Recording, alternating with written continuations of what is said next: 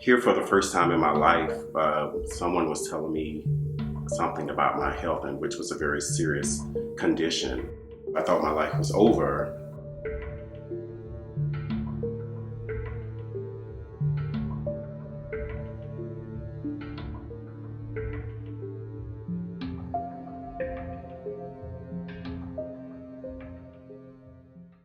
I found out that I was positive in the year 2003 when I went to enlist into the U.S. Air Force.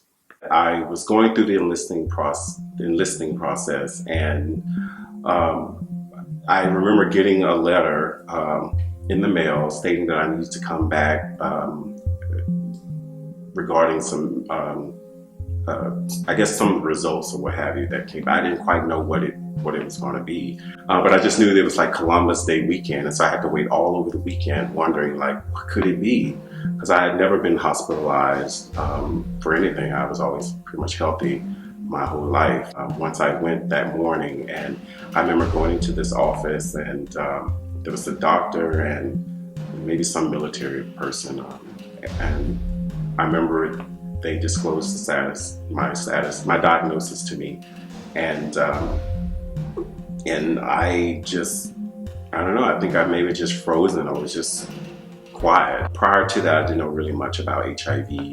I didn't know anybody that had HIV, so it was really something that was foreign to me at that time. But that day, I can just say that I was. I don't know. I think I was just frozen and in shock.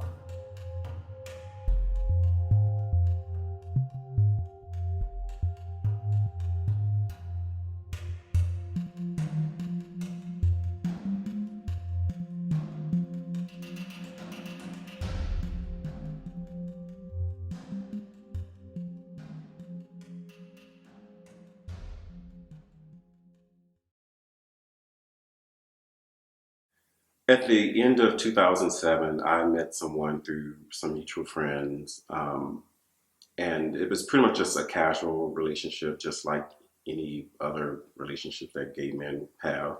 We were out for New Year's Eve at the end of 2007, going into 2008. And it was the night that we decided to spend together. Initially decided not to have sex, but then we eventually did have sex. I felt I disclosed to him the best that I felt comfortable with disclosing. Now, what I would say is that how he may have received that, I don't know. People receive information differently, they process information differently. Um, I felt that I disclosed to him. Once the relationship was over, he decided to press charges against me for not disclosing my status. Whether he contracted the virus from me, I don't know.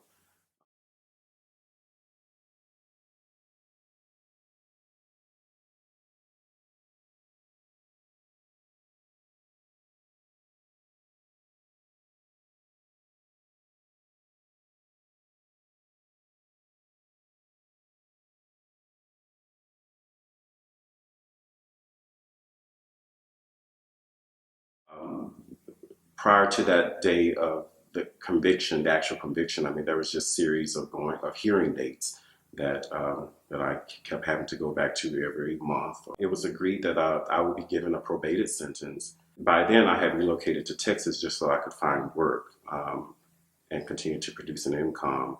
Because by then I've had an arrest record, which of course hindered my ability to keep jobs. So the year that they said they was going to give me ended up being 2 years, and so I agreed to it and just to get it over with. The day that I accepted the plea bargain, I mean, I knew going in that day that I was going to have to plead guilty.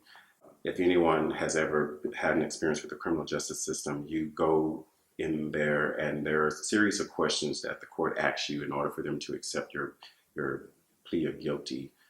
I remember that day that the process was, I don't know, it was kind of grueling. You know, the judge was asking me these questions, and it was impossible for me in some instances to answer yes or no or what have you.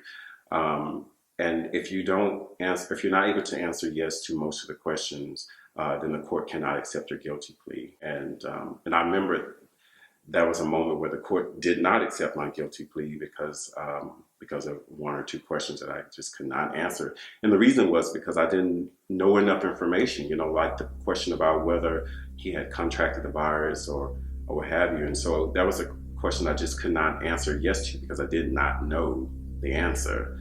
And so I remember after that moment that it just said the court cannot accept your guilty plea. And so my attorney and I, we stepped aside and we went and discussed the process. If I wanted to get it over with, I had to come back, that day, that within a few hours or so, and just answer yes to a question that I didn't feel comfortable answering yes to because I didn't have enough information. I mean, it's one of those things you have to just go through in order to move on. But I really find that to be a very unjust process because a lot of people are having to plead guilty just to satisfy the court's requests for a guilty plea.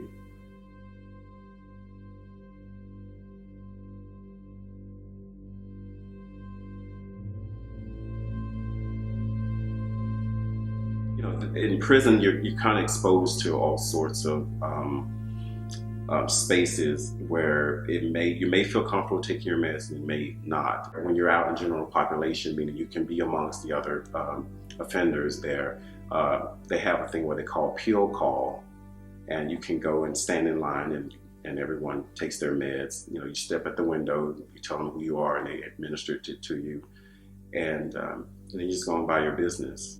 Before I actually went out to general population, you have people come around to administer your meds to you, and so it kind of exposes you to other people who are either in your cell or people who are next to you in your cell because they're wondering, like, why are you taking medication? And so it kind of exposes you to something that exposes something that's private about you to something public. I remember at first getting my meds that there were moments where I did get all my meds, but then there were times where I've gotten 2 out of the 3 meds for the cocktail that I was taking. So some of the nurses could be very mean for whatever reason. And then there was one instance there where if you missed your meds, you did not get them until the next day.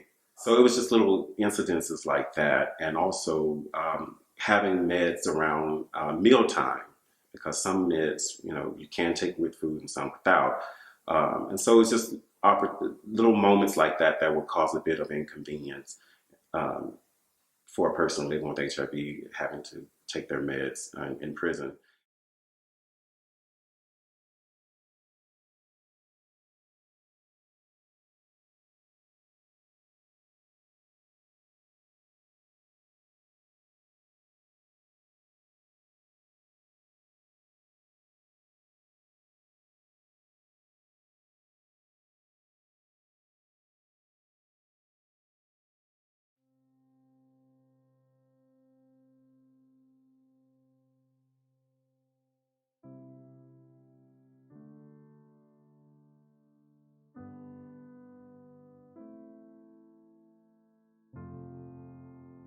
The criminal justice system that we live in is not a just system. They do everything to lock you up and to label you, but they don't. Once you've done your time, you paid your dues, or however you want to call it.